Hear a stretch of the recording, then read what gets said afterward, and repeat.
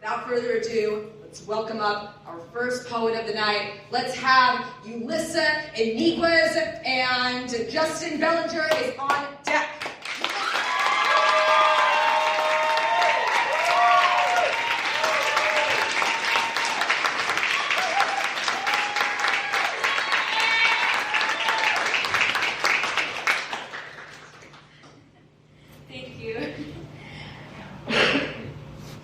What we, us, they, them, she, her, he, him are doing is killing ourselves because we, us, they, them, she, her, he, him want to prove to ourselves that we are one of you and you're one of us and that we all are the same. We all want to be same. Same with a capital S. I don't want to be same because same number one walks around wearing tight shirts showing off their nothing of a stomach and their 6 ribs. Same number one has everything but empathy. So why did I comment #same on a pic posted 6 weeks ago by my now dead best friend known as wannabe same number one if I did not want to be same number one, but I was friends with the wannabe? Would that make me want to be Avila from Harry Potter and the Goblet of Fire too? And don't get me started on same number 2. I knew same number 2. She wasted her mother's face learning how to cut and paste. And who was the wannabe of same number 2? Well, she harmed same number 2 for sleeping with her boyfriend. She never felt enough. Society told her she wasn't enough because she apparently wasn't. She was only enough to be the wannabe of her best friend. So she puckered up her lips until she suffocated. This is just wannabe same number 1 and 2, so do not be surprised when the suicide rate of teens is rising over 62% in the last 10 years because we, us, they, them, she, her, he, him are feeling pressured to play Sam's role. No one will love us if we're unattractive, is what we're forced to think. But that's because of the shame and the insults we get in the hallways. What about on Insta? What about the filters on Snap that made your face look thinner, your eyelashes longer, your lips plumper, your eyes shinier because Lens Studios believes it's the way we should look? We, us, they, them, she, her, he, him are killing ourselves. What are you going to do about it? I know what I'm going to do about it. Instead of attempting to kill myself and putting myself in a hospital for sane, I'm going to live because there is something to live for, and that is not sane. All I hear from my peers is, I'm going to kill myself or kill yourself. Have you ever even felt suicidal? If you decide to live by what you think is wrong and what's right, believing you'll begin to wish you were sleeping, you'll whip in a crib in your head and you'll cry. But if we wake up every morning and we decide what we believe, we can take apart our very heart and this life and set us free. Thank you.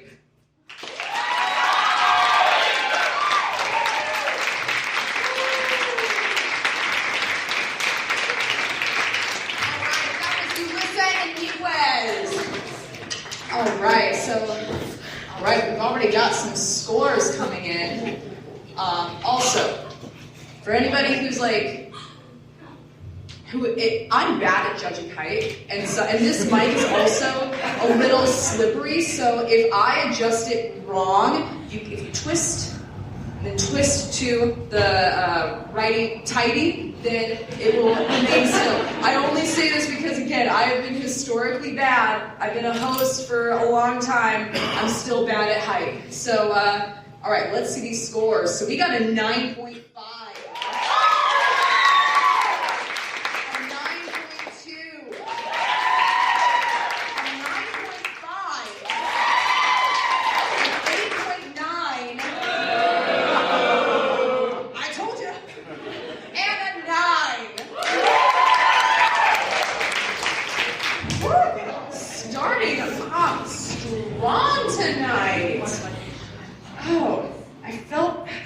That was great. All right, and we have a final score of 27.7. Great work. All right, so up next, our next poet is Justin Bellinger. Audrey Marcel is on deck. Everyone welcome Justin.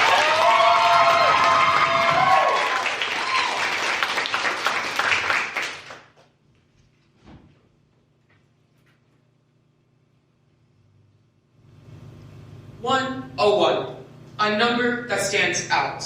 A new set, a new group, a bud sprouting anew, and despite being new, it's different. Standing in a set of 10s, 20s, 30s, and 40s, it stands out. Standing with 100 and 110, feeling like the blunt end, feeling like they're on Saturn while the rest are on Jupiter, shaming them because being different is a crime. You must be like the others in your time. Follow the pattern, follow the balance, keep the balance, fight the imbalance, be like the others to make our jobs easy. A ballerina crying at night. A supermodel crying at night. An average girl crying at night. They are 101. Trying to fit in, trying to be like the others, trying to look and act like her. We all want to be her, live in her place. She's perfect, she is beauty, she's the high school prom queen, she's the dream. But what about her friend? Her different, her unique best friend. The 101 of the world. She's not beauty, nor sporty, nor...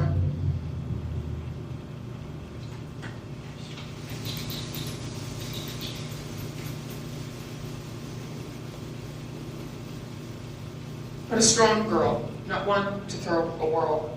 She's proud and happy, one to care for their restlessness, but also the one to live a punch when asked. She has hobbies, interests, more than scrolling on her phone, thinking an image as untrue to her own. She stands out from 100 and 110, not being a clone of those on the throne.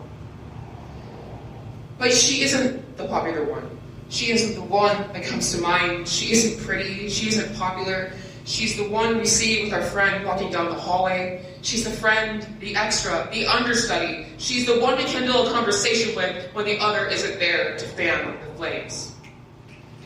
She wonders to herself, right? Is she there just because? Does she really matter to anyone? Does she have to be like everyone else to be loved like everyone else? But she doesn't.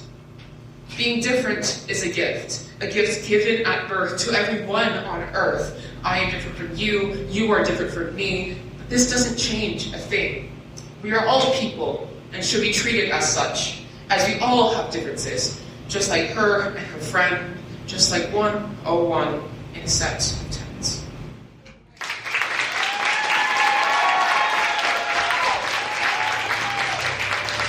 All right, that was Justin Bellinger.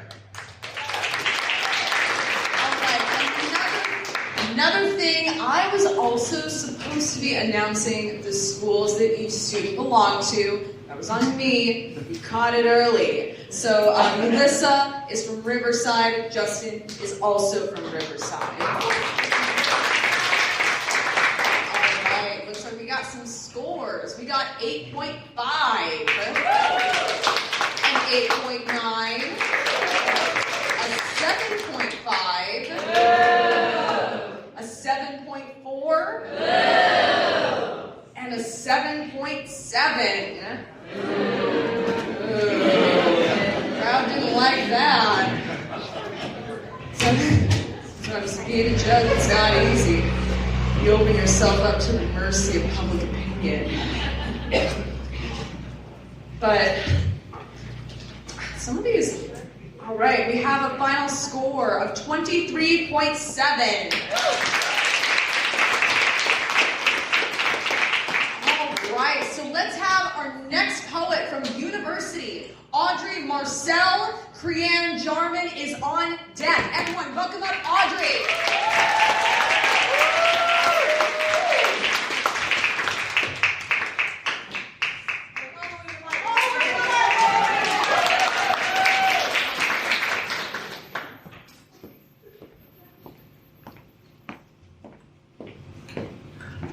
I visited the Metropolitan Museum of Art for the first time at 15.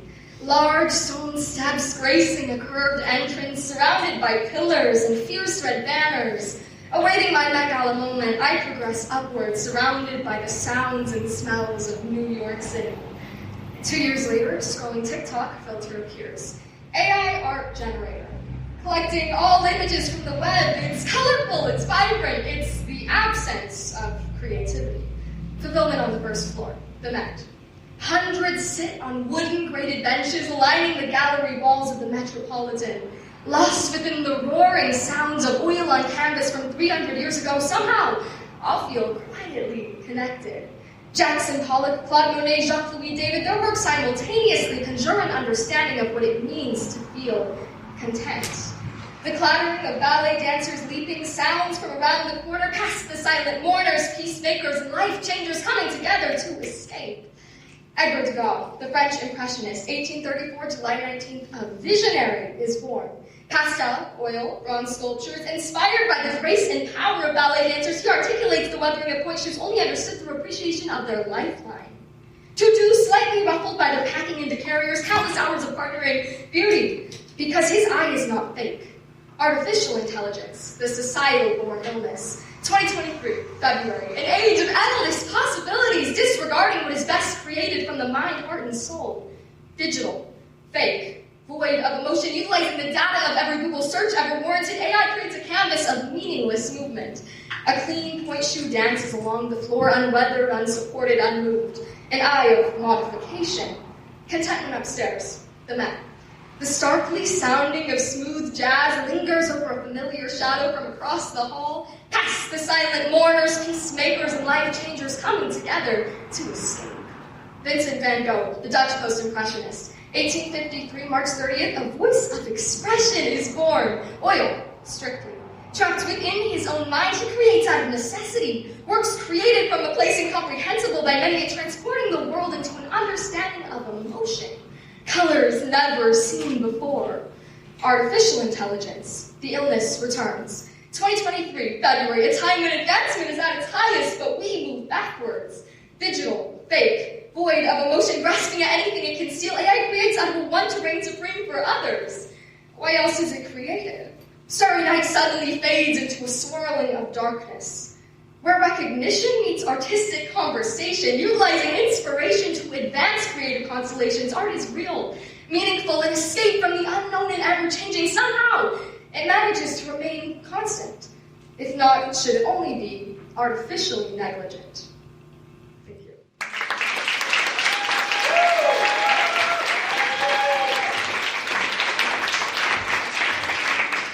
All right, that was Audrey Marcel, everybody. I'm sorry, I don't like AI. All right, I like some of these scores coming out that I see. We got a 9. We got another 9 for Audrey. We got an 8.5.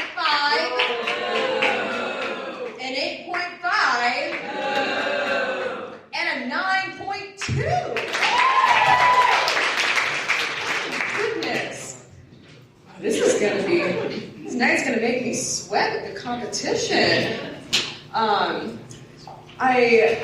I saw this thing recently, so I think it's the Louvre. They've started distributing things in like Braille and like sound things for people who are blind. They have a tactile room, so people can actually touch the art, or they have like things where like a certain color will correspond with a certain texture, so people will like have the Mona Lisa in a different texture, and they'll be able to understand like, oh, this feels this way, this means blue. And it's just such a wonderful way to introduce different people to art. I'm like, you know, maybe I can't do that. I'm just saying. Oh, we got a final score. We got 26.5. All right, well, let's have our next poet. We've got Creann Jarman from Riverside. Eleanor Brown.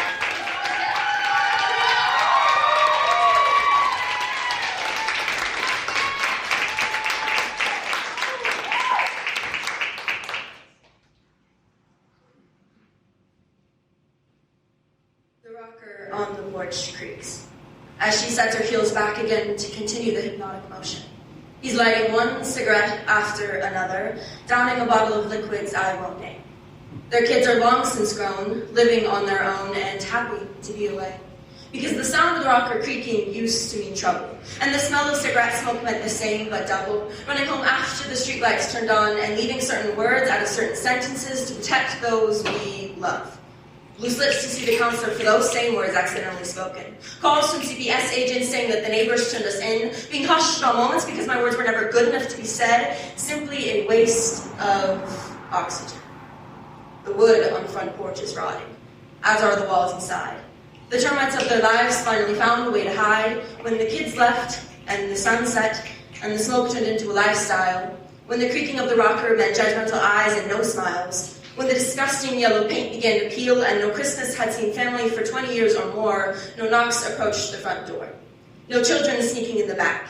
The penny-pinching father no longer had money to hold back. All that remained standing is a cell with a self-service lock, a DNR, a key, and a note expressing no love. A couple sitting out front from dusk till dawn, wondering why they feel so wronged. Why his cigarettes had to leave scars. Why her wooden spoon was never used for cooking. Why their children left when they thought they'd reached a common understanding. Why the world seemed to turn their back when all they ever did was raise their kids the same way their parents had. And the ones before them, and even farther back. Today's not recorded in journals of places that don't exist on maps. They're wondering why they're ostracized when society has so often done the same. They simply don't have money to cover up their lives. No connections to give voices of character on the witness stand. No family willing to help their kids. For generations to come, their kids will do the same. Find tools to destroy what they said they cared for, in such a way of life or death, but not theirs, never theirs, always someone else's. The rocker creaks again.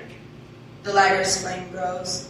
The termites in the walls moved out a while ago and took up occupation at the homes of their children, where they watched as the same family dynamic was created. And behind the drywall, hushed words are being spoken, saying they're moving in a direction just south of parenting.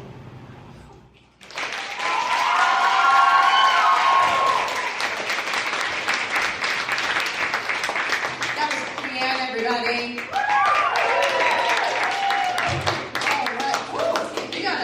All right. We got a 9.8, a 9.3, mixed results, a 9.6, a 10, and a 9.4.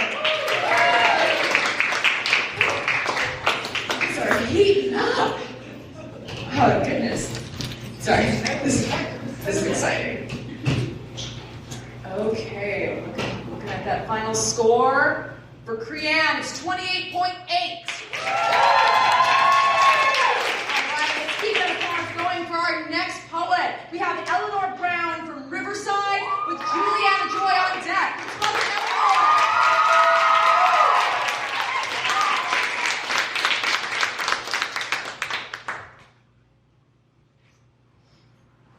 I wish I could remember every inch of my childhood, every aspect of the now dead girl that I spent all my time with, every pet now gone or aging, every gift I ended up getting, every memory not marred with the passing of time because it hasn't been that long, right? I guess I want to remember in a feeble way of holding on to the past, of pushing change and age temporarily back. If I could just remember what it was like when I took the training wheels off my bike, whenever my brother and I had a fight or a plot to take over the world. When the world consisted of the tiny living room in our childhood home, when adventures extended only to our 12-acre backyard not halfway across the globe, when friends were made and kept because of proximity. We rode the same bus, lived on the same street, it was kismet that we meet. When those friendships didn't end in tragedy, and you staring at an urn, clutching a white rose, a heavy heart, and a whole lot of love to mourn, but instead ended one day at a time. But then, I'll see you tomorrow. Because Mom's home, the bugs are out, it's time to take a bath, there's spaghetti on the stove after I wash up and leave my money shoes out back. Oh, how I wish I could go back. Even if it's only in my mind, in my heart, in my resolve. Would it bring me some sort of closure if those memories felt a little bit closer? Because if I can just remember more than what my 17-year-old brain can recall, I might be just able to push 18 down my childhood home's hall and out that metal back door. I'd shove the responsibility of growing up out the window I had to climb through when I got locked out. I'd hide deadlines for applications under my old paint-chipped desk so that I could possibly forget. The sleep-deprived nights while scholarships passed me by and the missing assignments that I still haven't done. Because on March 11th, I became an adult. So how come that makes me want to hide in a blanket fort? I'd don my light-up shoes and run with child like abandoned to dive under the protection of that blanket haven and meet all the faces already hiding. Because it's a war zone out there, and we're all trying to hide in the bunker of our old bunk beds. We're all desperately aiming for the cover of the covers we used to hide under, reading late to the night to the battle cry of thunder.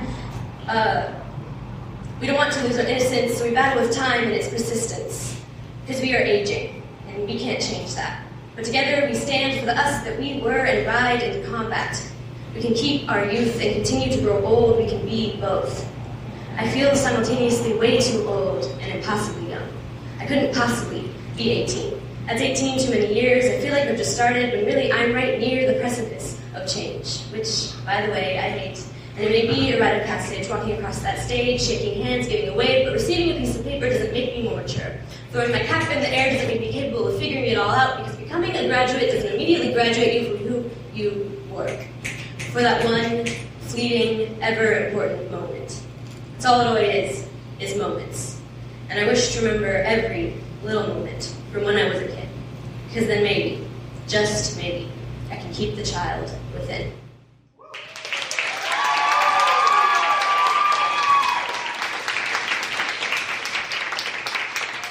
Eleanor Brown.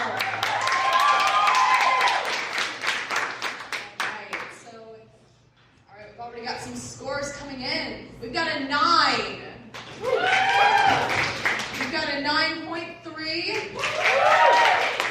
A 9.5. An 8.7. And an 8. So I'm saying it's heating up in here. If you just, while the judges are calculating the final scores, if you are sitting here wondering, I am really liking this poetry, where can I find more? I'll tell you where you can find more. You can hear more great poetry at Auntie's Bookstore most first Fridays of the month at 3 Minute Mike, which is hosted by former poet laureate Chris Cook. Fabulous poet, a real treat to encounter. You can find information on Auntie's website, and the next first Friday is not this Friday, but the Friday after, May 3rd. So it's worth checking out. So, I'm still okay. Here we go. We got 27 for Eleanor. All right, our next poet from university is Julianna Joy with Charlie Marquardt on deck. Everyone, welcome Julianna.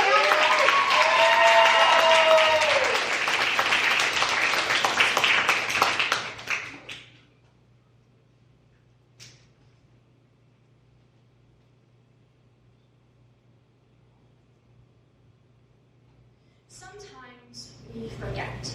Sometimes we choose to go numb, lifeless silhouette. Lose yourself to what you've become.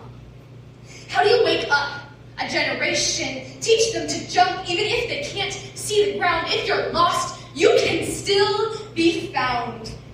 What does it take to wake up a generation who's unaware of their own hibernation?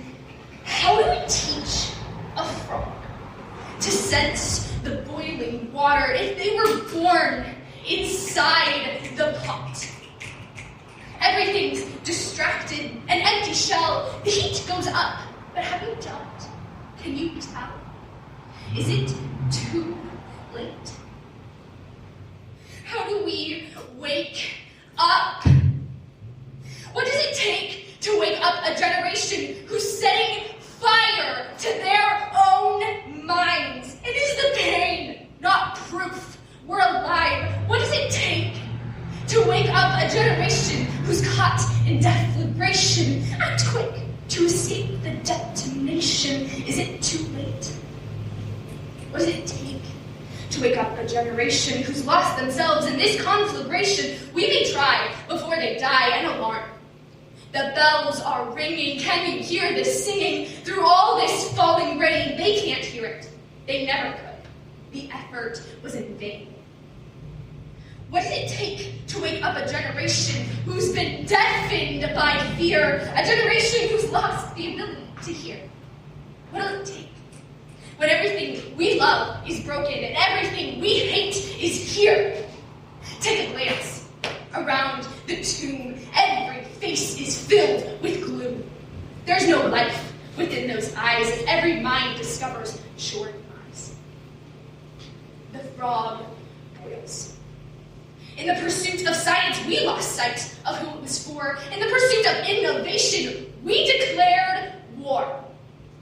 Labeled the enemy and forgot our humanity. We forfeit a generation through our aspirations. Profit over people leads to decimation. We're left standing, shell-shocked, hoping for regeneration, while picking up the pieces ponder. Do we have what it takes to wake up a generation.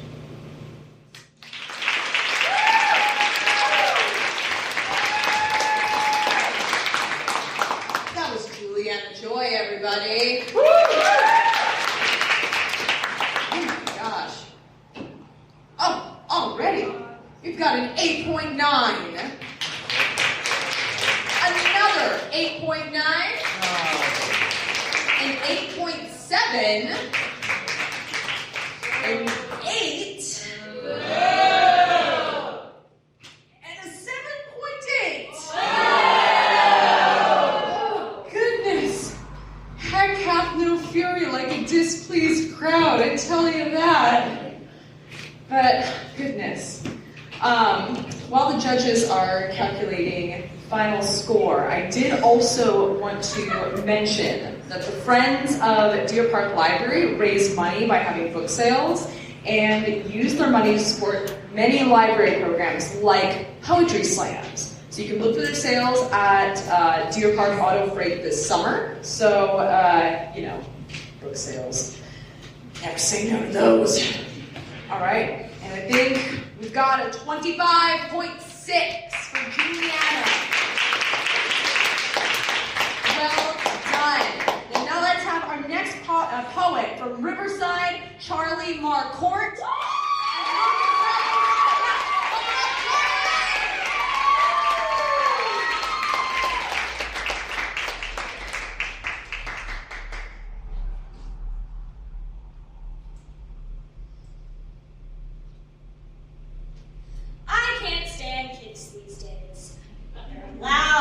Disruptive, that they don't know how to read, they don't know how to read because they don't like school, and they were taught to read by sounding words out. Words that make no sense. Words like orange, and thesis, and juxtaposition, and synonym, and epidemic, and epidemic, and epidemic, and we have an epidemic on our hands. The kids are illiterate. They don't know how to read anything. They don't know how to read books, or they don't know how to read people, or they don't know how to read a room. Get a room! The kids these days don't know how to get a room. These kids are making kids in hallways and bathrooms, and they're flirting with life every single day. They make jokes about their lives. They make jokes about their lives, and I can see why. We don't treat the kids these days like kids, so the kids these days play pretend. They pretend to be kids. They pretend to read, they pretend to live, they pretend they want to live. They don't like pretending they want to live, so they paint stripes with razor blades, because if they can't fix the problem, they will try. But they can't fix the problem. They can't fix the problem. But kids these days have all of these problems, and they can't fix them because the grown-ups can't figure it out. And the kids will take the problems and shove them as far down as they can, because that's how you fix problems. You ignore problems, you ignore the problem. You guys are ignoring the problem. You can't just shove things in a hole and cover them up with words, or paper, or alcohol, or nicotine, or Jesus, or weed, or school, or poetry. You can't just cover them up because the problem is still there under the blanket. You say, I can't see it, it's not there, or it's not my problem, you can figure it out, or pick up a book and learn how to read, or I can't stand kids these days.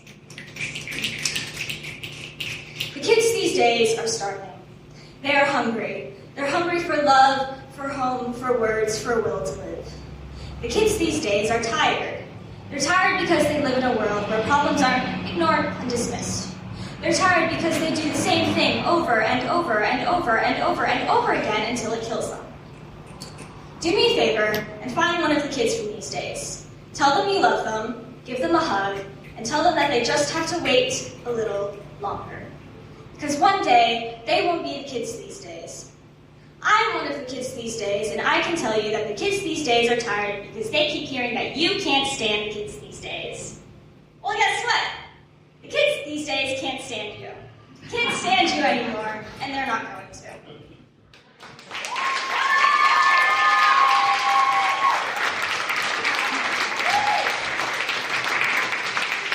Charlie Marquardt. All right. So judges are giving a 9.1, an 8.9, a 9.7, a 9.6, 8.7,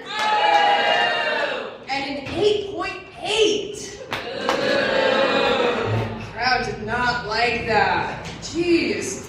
Everybody who's reading tonight has to just stop spitting facts. I can only take so many notes. Jeez. Like, all right. And for Charlie, we have a final score of 26.8. All right, let's welcome up our next poet, Logan Crowley from Ridgeline, with Arianna Reamer on deck. Logan!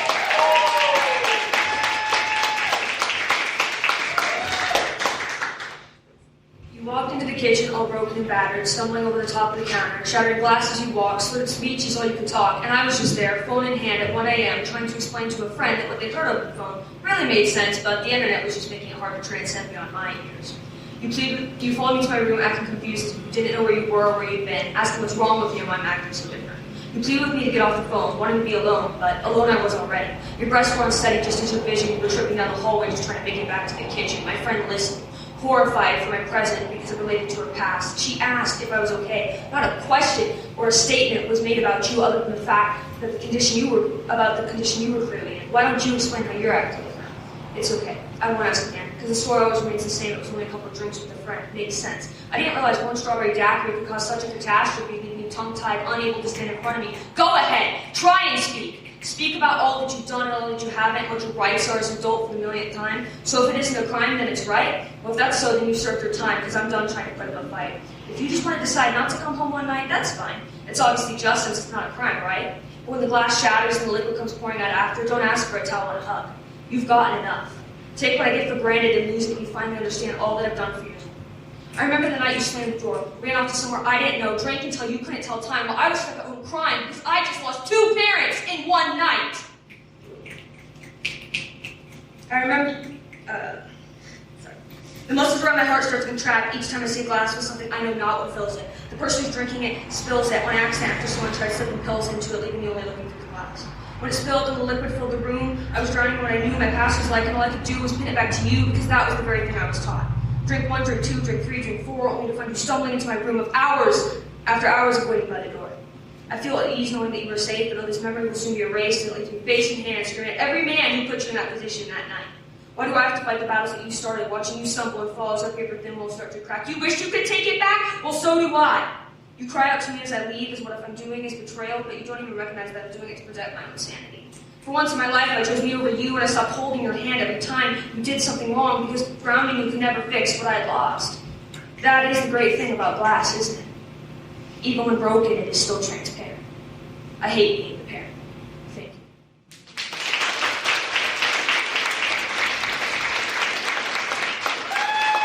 That is Logan Crowley, everybody. All right. Some returns coming in. For Logan, we have an 8.9. A 9. A 9.5. An 8.9. And an 8. Oh my Lord. It's okay. You're all doing your job. Everyone here is doing great tonight. All right. Just as a reminder, the Library Foundation of Spokane County also raises funds for the library to support programming and services that promote literacy and education, access to technology, cultural and recreational opportunities, collection development, and small business resiliency. And you can learn more at their website at supportstld.org. And in general, you can support your local library because libraries are incredible spaces.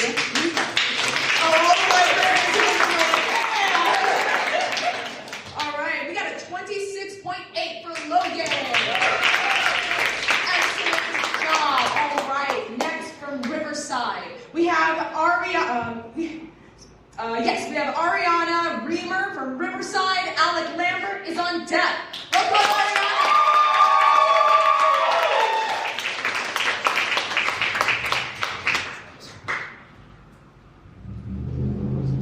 Humans are like butterflies. We are fragile beings with emotions like wings. They can get broken and it takes time to heal them. Think back to your 6th grade year. That's when we started letting negativity in here. How do I look? Do I need to wear makeup? Am I strong enough? Do I need to do a sport? Popularity comes to the beautiful. And beautiful comes to hurt the butterflies who aren't graced with such features. We go through a metamorphosis at only ages 10 to 12. We start caring about things that are insignificant to what really matters, except that now our society made it matter. Some of us look like butterflies, like society intends, while others are treated like mosquitoes because her hair is messy, his skin is dark, he's too short, she's too tall, his eyes are weird, it's too fat, she's too skinny, his scars are ugly, and now, since they have been spoken against, their wings are torn. She's now crying in front of her mirror. Why is her hair messy? Why is she so tall? Why is she skinny? And he's now lying on his bed. Why is his skin so dark? Why is he so short? Why are his scars even there in the first place? They're sitting at the dinner table, shoving their food from one side of the plate to another. Why are their eyes different colors? Why isn't their skincare good? Why aren't their clothes trendy? It's reading a book, unable to focus. Why is it so lonely? Why does it weigh so much? Why does no one respect its pronouns? The butterflies are crying. They're crying because the people who look beautiful have said things that hurt. Some of these butterflies lose hope in themselves. Their minds will migrate from thoughts of their insecurities, and now they hate how they look, they hate how they act, and they hate how they feel. But now we take a closer look at the beautiful butterflies. The ones that decide to make fun of others. The ones that look different because their skin is covered in makeup, their hair is styled beyond recognition, and their mind is swimming in thoughts of insecurities. If I'm not pretty, I'm useless. If I'm not head of the football team, I'm weak. If I let my diet slip, I'll become ugly. If I don't do my skincare routine, my face will become too splotchy. And if we are not popular, we are nothing. And so they cover themselves up. They make themselves think they're better, and they ridicule the ones who have trouble spreading their own wings to make their hurt go away. So you see, we are all butterflies. We're all unique. We are all strong. We are all insecure. And we are all beautiful. Thank you for your time, butterflies.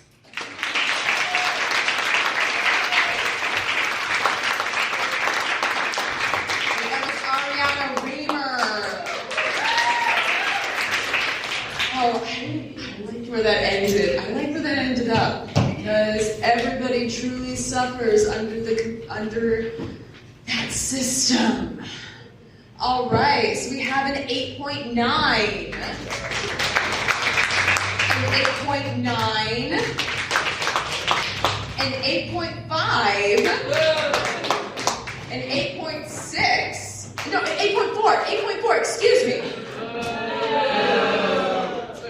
And an 8.4.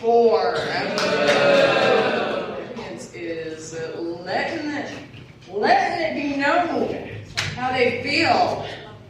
Is the one thing that I appreciate about TikTok. I need to get off TikTok is what I need to do. It's a terrible app.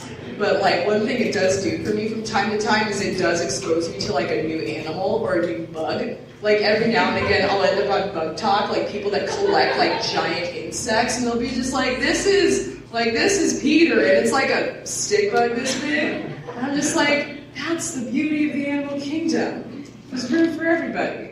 All right, so for Arianna, we have a 25.8. All right, let's keep that applause going for our next poet. From Micah Peak, Alec Lambert, and Ben Willis is on deck. Welcome to Alec.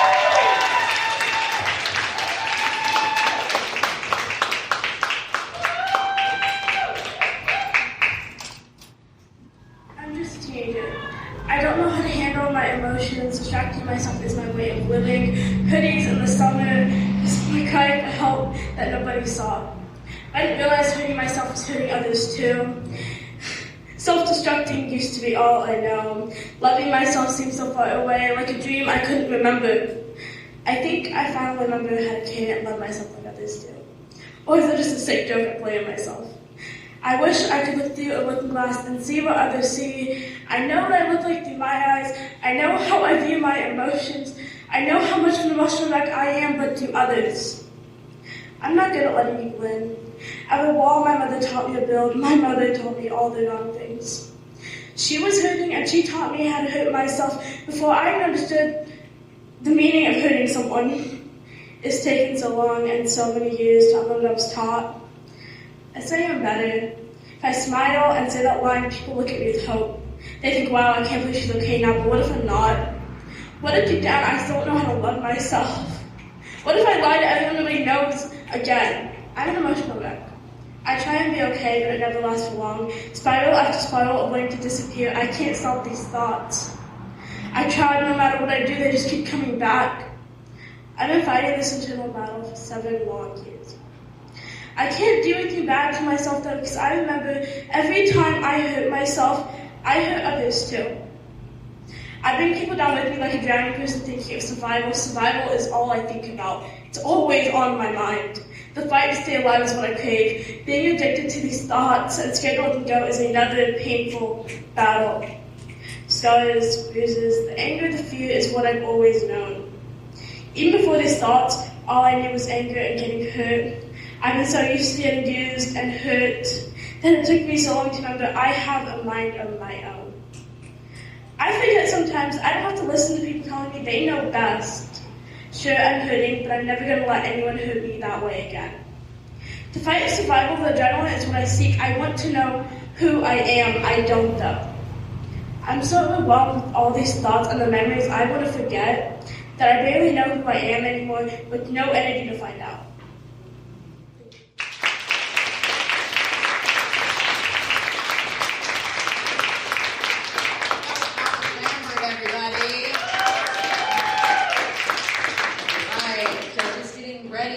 We have an 8.7, an 8.8, and 9.5, an 8.6, and an 8. Oh, jeez. I was expecting the room to be this contentious, but that's what makes it so exciting. At least I think anyway. I am not the one participating, although it's not. I remember when I was reading more poetry, and I'm like, it is not easy to get up here and do that. So I just want to just acknowledge like what a freaking good job everybody is doing.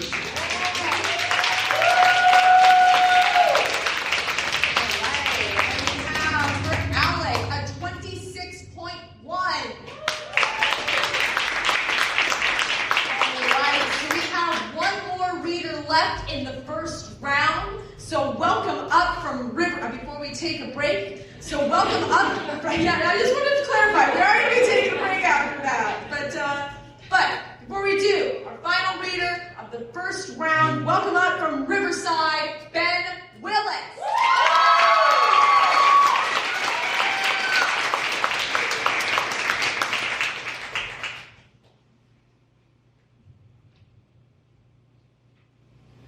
Who are you? Who am I? 3 simple words, 1 not so simple question. Who am I? The words throw themselves at me like a bolt of lightning, the electricity ringing through my mind. Who, what, where, when, why, how am I me? I hesitate. The thoughts, they resonate in my mind, the words, they linger in my throat. Am I supposed to state the facts, or should I recite every note of my life? The facts are simpler, so one by one I state them. My name, my age, what I am doing with my life, but no, this is not right. This is not the who, this is the what, but I feel like I do not have the guts to say it all. And the what is what you want, but the who is what is true, so I take a leap and let my thoughts run wild back to the times of a young child. I whisper to the child, who am I? The child just smiles as I let out a sigh. You see, back then it was different. I was different. No facade to hide my innermost feelings. If I was happy, I laughed out loud. If I was sad, I cried out until my eyes had no more tears to shed. But then, life hit me. So many people, so many places, so many thoughts, so many faces, and many questions. The most prevailing one being, where do I go from here? Well, the seemingly best option would be to First, find some people, and second, figure out how to fit in. Alrighty then, just suck it up and go for it. See who they want me to be and be that. Everything goes as planned. I begin to fit in. And before I know it, I begin to fit in everywhere I go. And simply by editing and modifying who I am, copying here, pasting there, and most of all, subtracting. Hiding what is underneath, turning those feelings inward, stopping the flow of the river and diverting it back upon myself so that my mind fills to the extremities until I can't hold it any longer, wanting to scream, wanting to shout, be who they want me to be what they want me to be, the true me, expanding and inflating like a balloon, filling up and filling up the nitrogen, the helium, the oxygen, the elements of my emotion set in motion, building up so as not to break free from those who like me, the me I have chosen to be. Expanding, inflating, too much, pop. There goes the last of what was once me. For I am who you need me to be. I wear the clothes that you wove upon my body to hide what was once there, until those clothes seeped into my flesh and blood and made me what I am. So, who am I? That's up to you to decide. Personally, I think it would be easier to just go ahead and ask, what am I?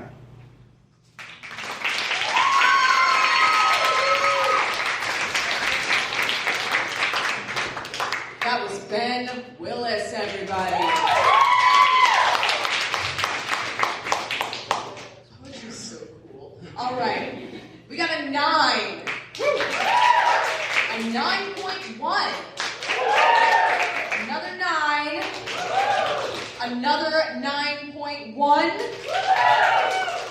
And a 9.1. Woo!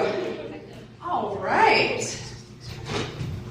I know this is like the awkward part where I have to fill the silence. Like, I thought about, like, maybe I should start singing a little song. I'm like, no, I'll spare you. I'm a nice MC. All right, that's a 27.2 for Ben. And Ben, that was our last poet of round 1. Woo! Yeah, everyone's doing so good.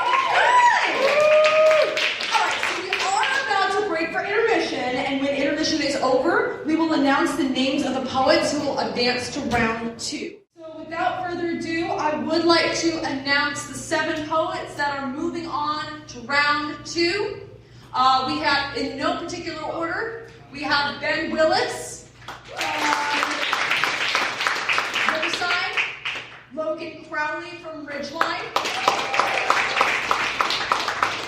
Marquardt from Riverside,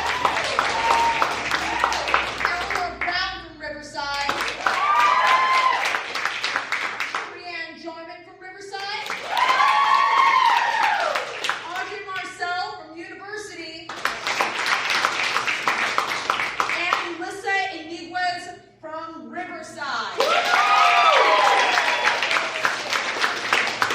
All right, just a reminder about the scoring. In this round, our top 7 poets will perform a second poem. Judges will score the poems just like the last round, and at the end of the round, the scorekeepers will combine the poet scores from round 1 and round 2. The 3 poets with the highest score will receive cash prizes. Woo! And with those cash prizes, they're going to buy more books and education, whatever the kids want. I don't know. Yeah, lots of stickers. Let's have our first poet of round 2. Let's welcome up to the mic, Ben Willis.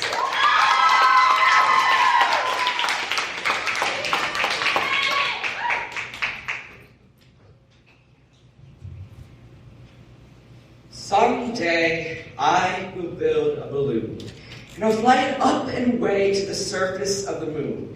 For then I can orbit apart from humanity, yet still be a part of it as I look from above. Because more than anything in this world, I want to be out of it. I want to be alone. I want to stand on the surface of a far-off land where nobody is there to see me. I want to scream and not be heard. I want to be me. And the only way I can do that is to fly away.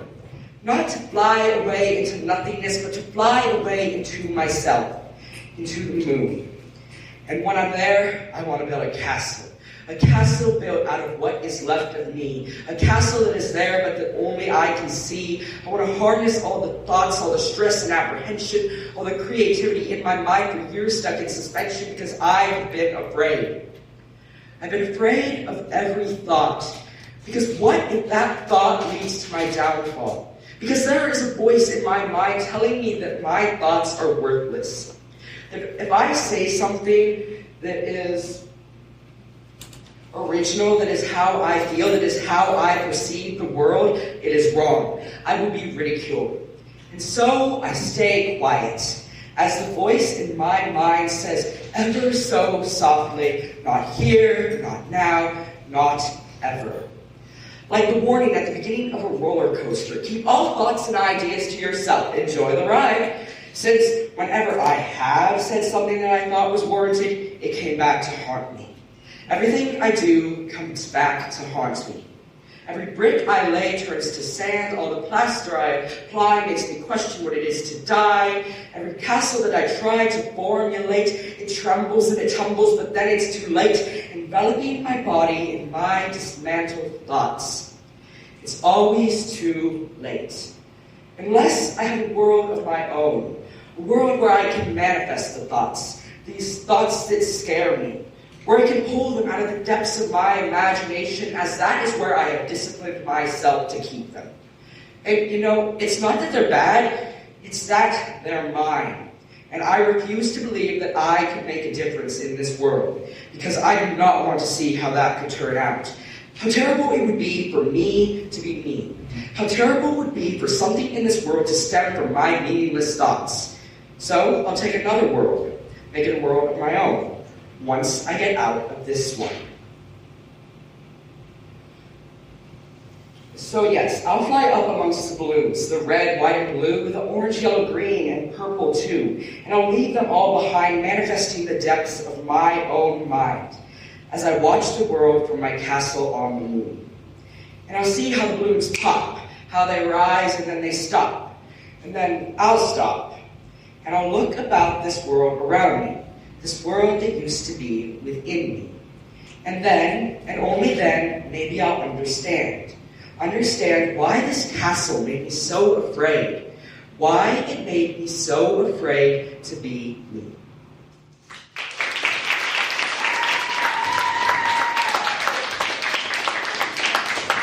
All right, that was Ben Willis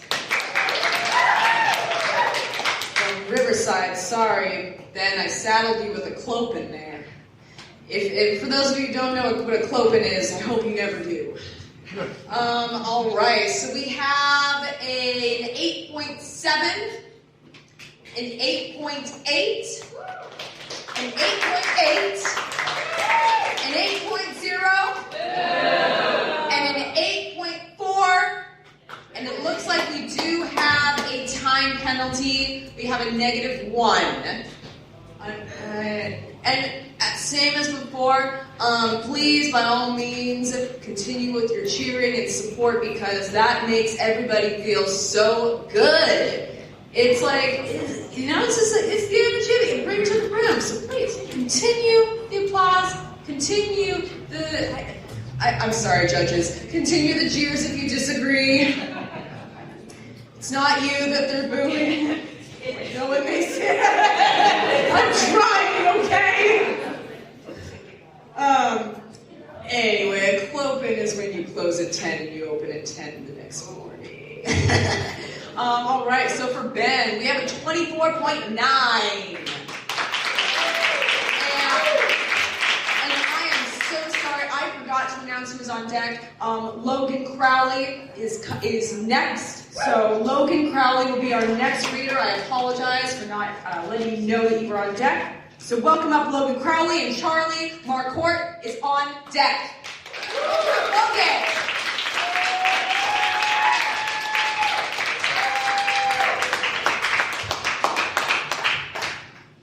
I'm swinging on the very swing we hung from as kids, flying as high as I could reach, screaming for you to catch me if I fell. I told you that I was getting too high and the branches would soon brush away at my skin, leaving me bleeding in your backyard, begging you to help me. Up. And down. I'm now soaring as if I were a bird myself, screaming for you to pull me back to earth, but you just keep propping me up higher and higher. The air brushes across my young skin, cool to the touch, making me ever so frozen. I'm just a vulnerable little girl who trusts that it will catch me as the swing starts to break. Up and down. I'm being pushed back and forth, unable to see, unable to breathe. We rip at my lungs. Get on your knees and plead. The trees that surround us start to collapse and fall, making these wooden walls all the more terrifying. You just hold my hand, promising that no man will ever have a hold on me like you. So when the forest fire catches on fire, you run out screaming as the smoke hits your lungs, wearing a mask to help you breathe. But I just sit amongst the trees just like I did on that very swing. Up and down. You begin to run as time starts to advance, changing everything between us. The numbers create distance, the statistics let us go our separate ways, and the swings start to mold and then crack and then break. Up and down. Hands are wrapped around my chest, words tied to my ankles, and I'm just sitting there in the freezing cold, begging you to give me your warmth, so the cycle starts again. You're just a friend, this isn't right, this will cause issues, we always fight, please stop, let go, not tonight. I'm sick and tired of whatever this is. We're just kids, don't make me sit where I sat the last time. I'm too young, it's not right. These are the words that I wish to scream as and be pulled in every direction. Don't make me turn this into a collection. Up and down. We're now sitting on the ground with the earth so cold. We sure have gotten old, but the memories will always remain the same. A tainted past of what I thought I wanted, but I regretted it as soon as I got it and had a reality check. So here we are again. Not sure if we're just friends. Up and down. Each line of my hand has been traced by you as if you indented them into my skin, trying to mark me as yours and yours alone. You brought me safety, you brought me love, but love doesn't hurt, does it? It shouldn't require touch. I scream enough, but my lips are closed shut. The words no one even leave my mouth because each time I do, my heart gets cut. Why do you need this from me? Was my soul not enough? The swing is now rust, and I know now not to trust it because my body is all I have, so that's what I'll give to you. Do you still want it? You don't seem to want to hurt me, but you burn me time and time again, saying you're just trying to cauterize the first wound you left me with. So you take the match and hold it close, since there's not even a little smoke. You get rid of the matches, but continue to create scratches and bruises and fire. You decide this time to grab a lighter and burn me once again with that same fire. So I just sit back for the 8th time years later on the same swing, rubbing away the same pain, feeling the same sting. Up and down.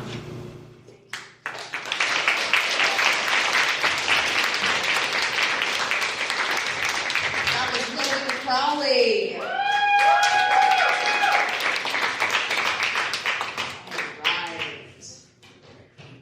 All right, judges are getting ready with the scores. We have a 9. And an 8.9. I think, is there something else? Oh, I didn't actually. The mystery score. A 9.2. A 9.6. And a 9.8.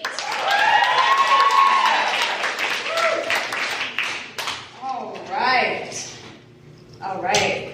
Judges are calculating their final score.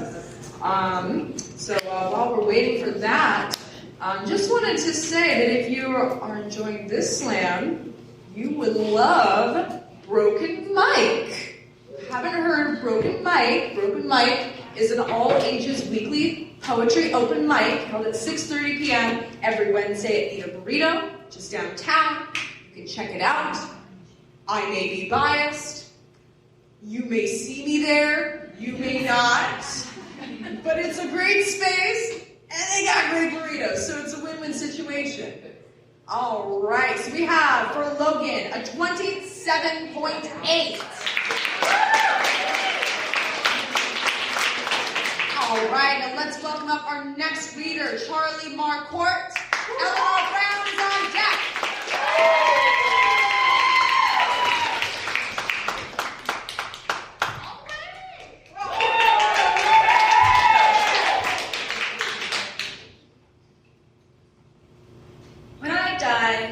Do not look for me in sunsets. Do not look for me in the golden light, when the golden light streaming through the tree branches, or glittering waves crested with foam. You will not find me there. When I die, do not look for me in the house with no trim, or the scripture that you read. You will not find me there. When I die, do not look for me in the words that my parents write about my life or the tears that they shed. You will not find me there. Instead, look for me in my school. You'll find me huddled in the corner, counting my breaths and waiting for my wave of panic to pass. You'll find me on a stage, nervous but overjoyed because I am home. You'll find me laughing with my peers, crying in the bathroom, and stressing over my grades. Look for me in my siblings. You will find me in the brother that I spent years of my life hiding with. You will find me in the brother that loves rocks and Legos. You will find me in Sister 1's red hair and diagnosed anxiety at the age of 7, in Sister 2's love for books and learning, and in Sister 3's hair dye and tears. Look for me in my friends. You will find me in their smile lines and sore stomachs. You will find me in their playlists and quote books. You will find me helping them with their homework and in the silence that listens to their studying. You will find me talking them through every panic attack and mental breakdown. You will see me at all of their concerts, track meets, and poetry slams. Look for me in the love I have given, for I do not wish to be remembered as broken and a victim to my brain. My circumstances are not my fault, but my reaction is my own, and for that, I am sorry. So, when I die, do not look for me in sunsets. Look for me in the tears of my brothers and sisters. Look for me in the words of my friends. Look for me in those who always wonder. And finally, look for me in summer rain.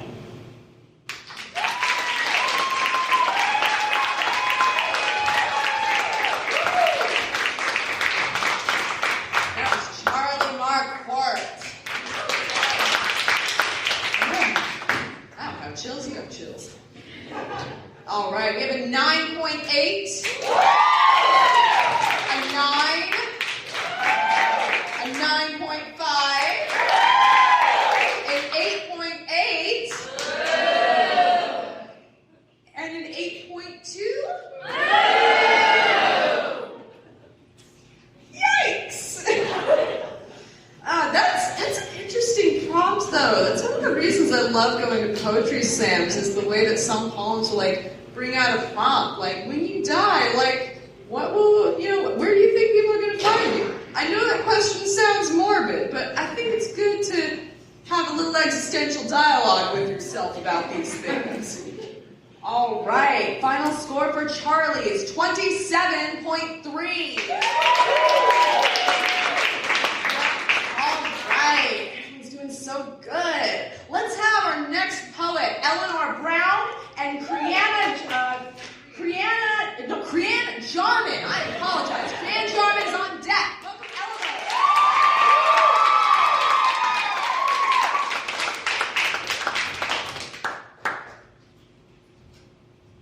Society is full of kids grown up too fast. Kids who can get the dream of growing up out of their heads. They watch the grown-ups who never really grew up and wish they'd be old instead.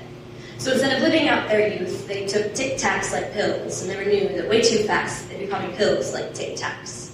They smoked peppermint sticks and licorice, and about a second later they were smoking cigarettes because that candy was a gateway drug to aging prematurely. We took shots of juice and chased that high without thinking clearly, and while we were distracted, chasing the high of childhood, we grew up. Society is full of kids growing up too fast. One moment we're marrying our Barbies, hoping Mom will bring home Arby's, then 5 minutes later, we're late for the ceremony, joining 2 in holy matrimony, and one of them is you. The other is your kindergarten crush, but instead of a ring pop or a piece of tied up string, it's diamonds and a gold-banded ring. Society is full of kids not grown at all. They had a tragic happening that left their hearts and brains about 3 sizes too small. Their favorite movie was The Grinch, but they never dreamed that they'd become him.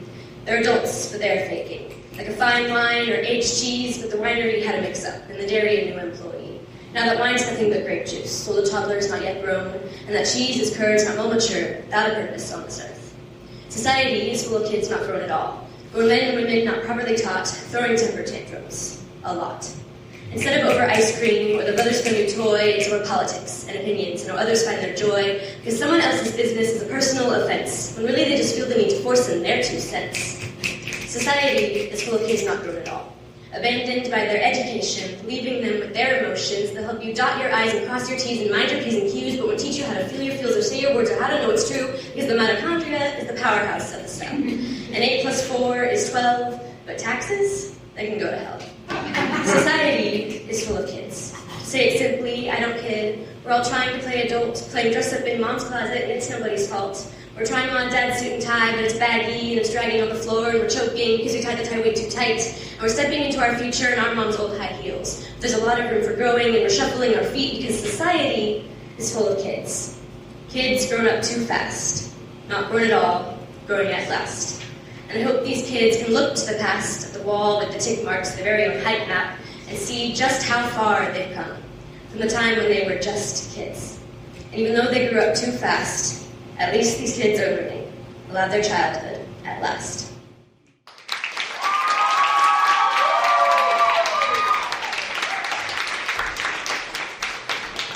That was Eleanor Brown, everybody. All right, the results are in. We got a 9.4, a 9.3, 9.7, a 9.8, and a 9.1. For Eleanor.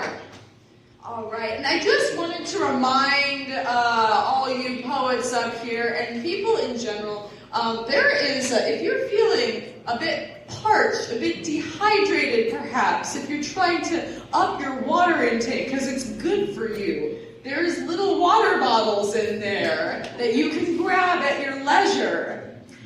I don't know about you, but it's like really hot up here, so I don't know if this is like everybody else's feeling in the room, but that's your solution right there. All right, so for Eleanor, we have 28.4. All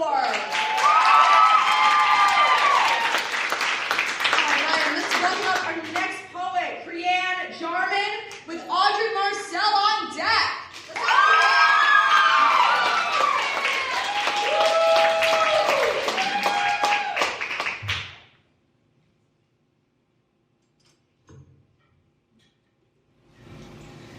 Broken people heal people.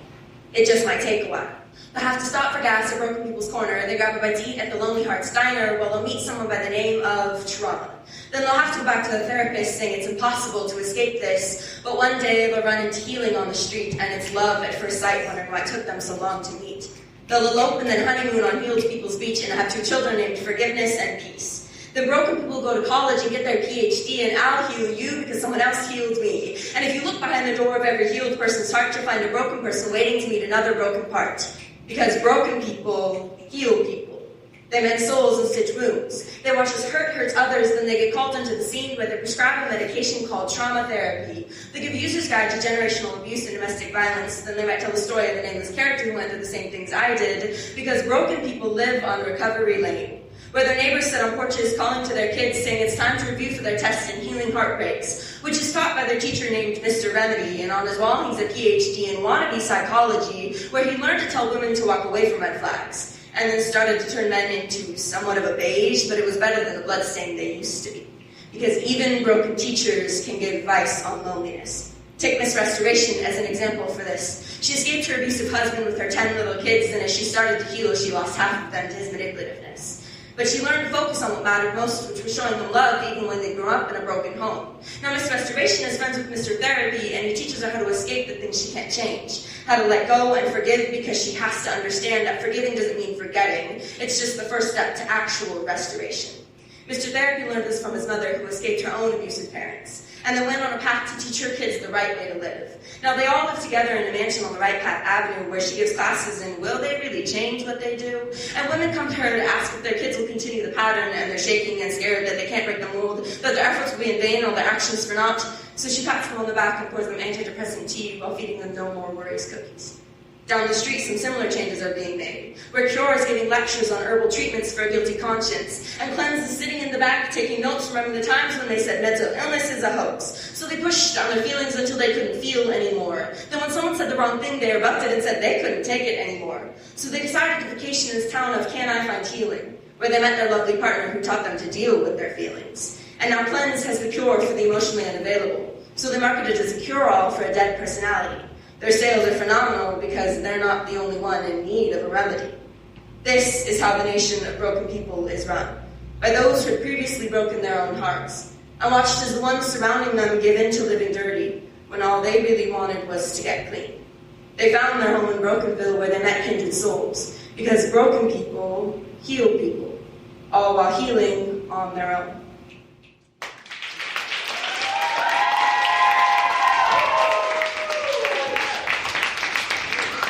That was Creann. All right. Our turns are in. We have a 10. Another 10. A 9.5. A 9.7. And a 9.5. Right. Gosh, I mean this from the bottom of my heart. I hope that everybody here keeps writing.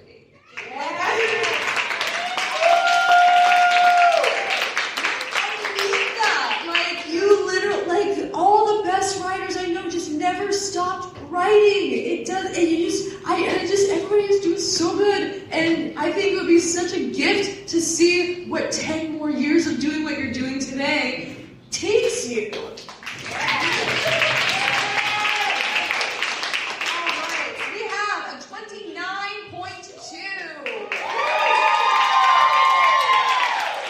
Great job. All right, our next poet is Audrey Marcel, and Ulyssa Iniquez is on deck.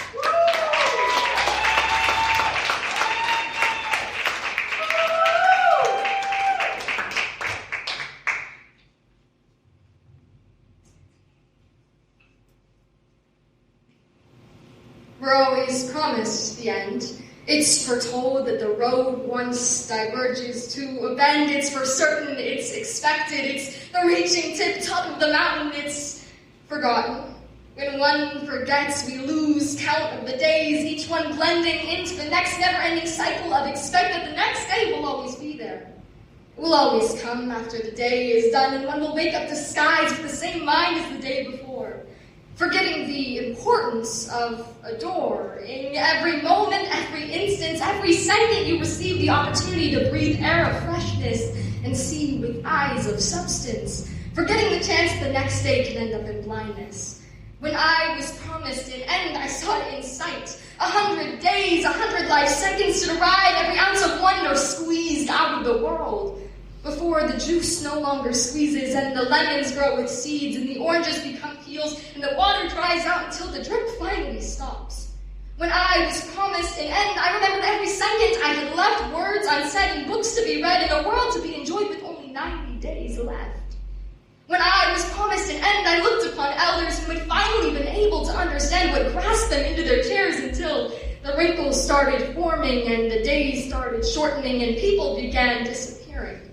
With 80 days left, one begins to wonder where the days have gone from present to past. From 2 o'clock to 10:47, and suddenly another 20 days are gone, and you wonder when the last opportunity was, you understood the importance in the sun's heat and the grass's greenness, and the last moment you took to not only feel wind, but feeling a breath of breeze on lips, passing through each day to the next, before the final rest. They say Jack and Jill went up a hill to fetch a pail of water, but at 60 days left, the water lies there no longer, but instead, slowing drip of ability. And as bones begin to crumble and minds are left to wonder whatever happened to forgetting the promise of the end, not living for the opportunities that lie ahead. And now I am left to conspire as the one of the elders I have for so long exemplified in my ignorance, toward my ability and my living and incapability, not remembering the end. And so I sit here and pretend maybe I have 40 days left, or maybe the drip commends me for my want to understand the importance in the present. Thank you.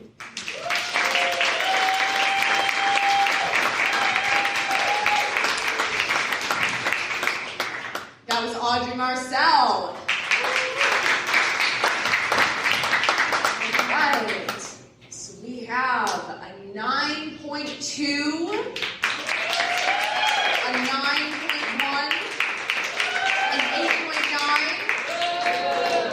8.4. And an 8.7. Oh, first moves in a while. All right, while the judges are calculating their final scores, I wanted to give another quick shout out to the Library Foundation of Spokane County and Friends of the Deer Park Library, who are sponsors of the Grand Slam. The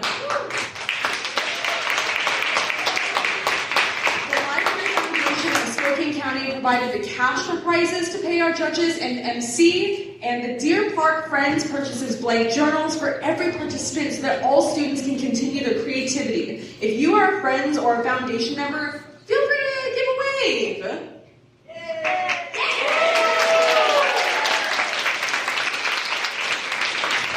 right, it looks like we have our final score of 26.7. All right, so we have our last reader of round 2. Everyone welcome up Ulyssa Iniquez.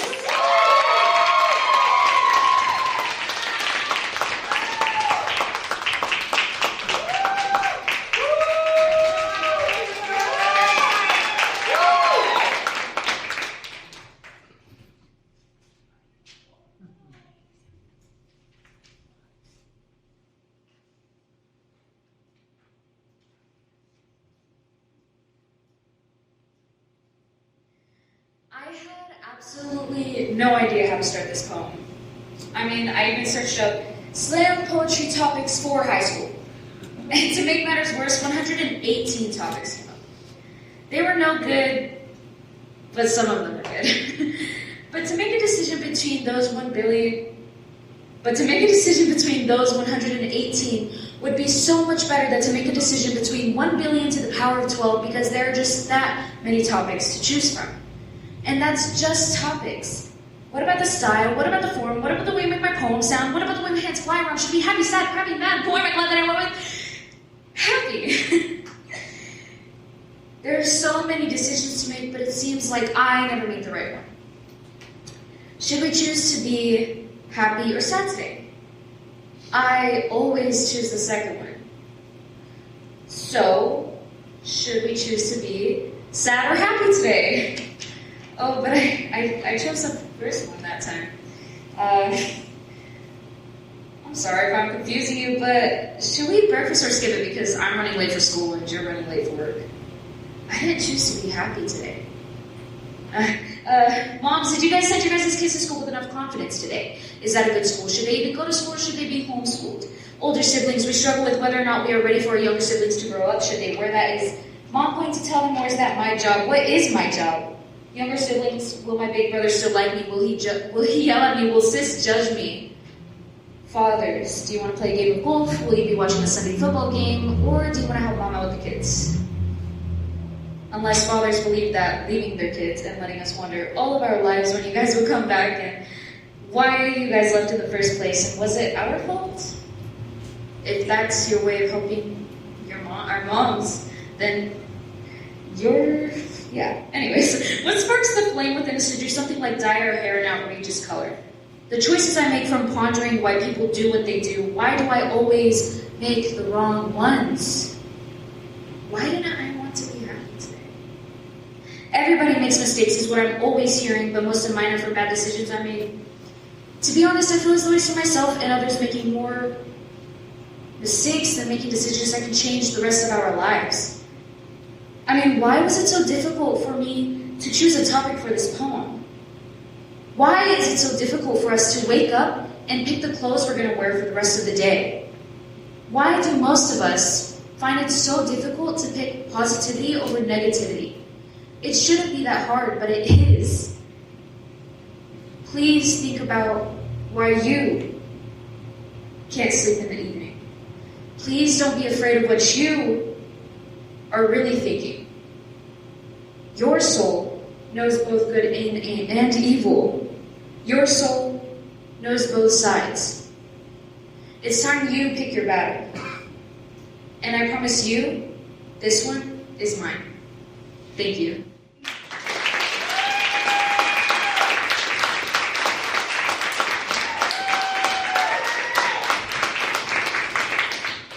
That was Ulyssa Iniquez. All right, the results are in. We have an 8.9, an 8.9, a 9.3, an 8.5, and an 8.4. All right, well, that's how that went, I suppose. I don't know, and then, I think, and it looks like that there is a time penalty of negative 0.5. I apologize, I didn't see that when I was calculating the scores. All right, so we should be having that soon. I don't know, I know. Let's hear it for the host, let's hear it for the host.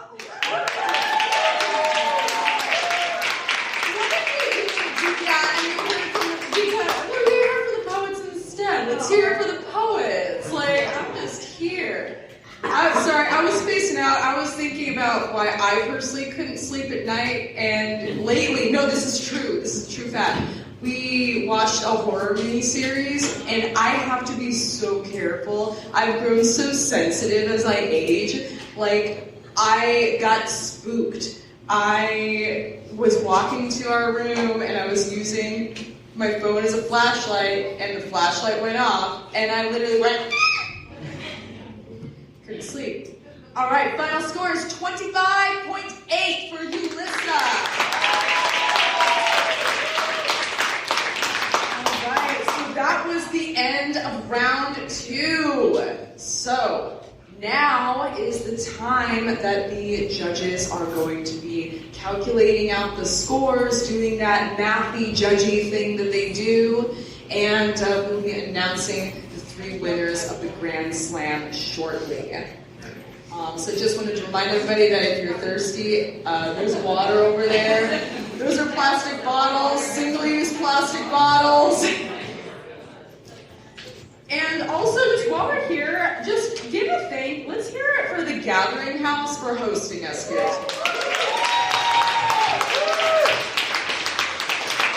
I've never been here. It is so cute in here.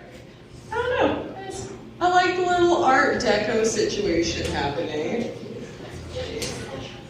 So yeah, that's kind of just wanted to throw that out there.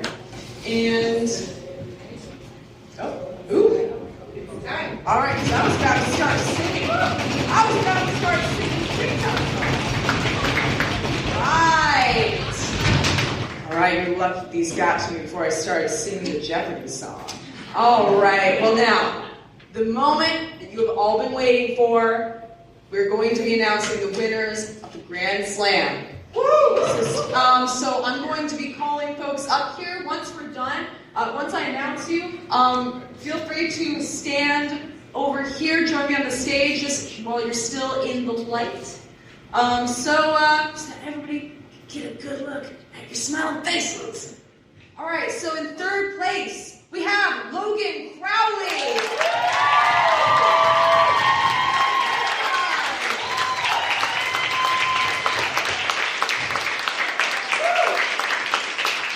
In 2nd place, we have Eleanor Brown from Riverside.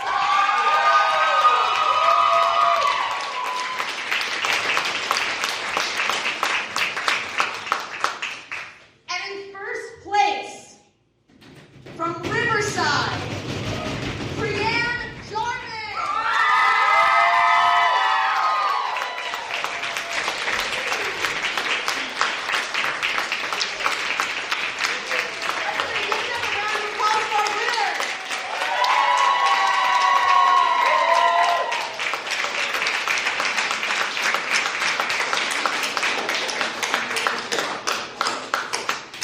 All right, thank you so much for joining us tonight for the Grand Slam. You've all been a wonderful audience. Give a round of applause for yourselves.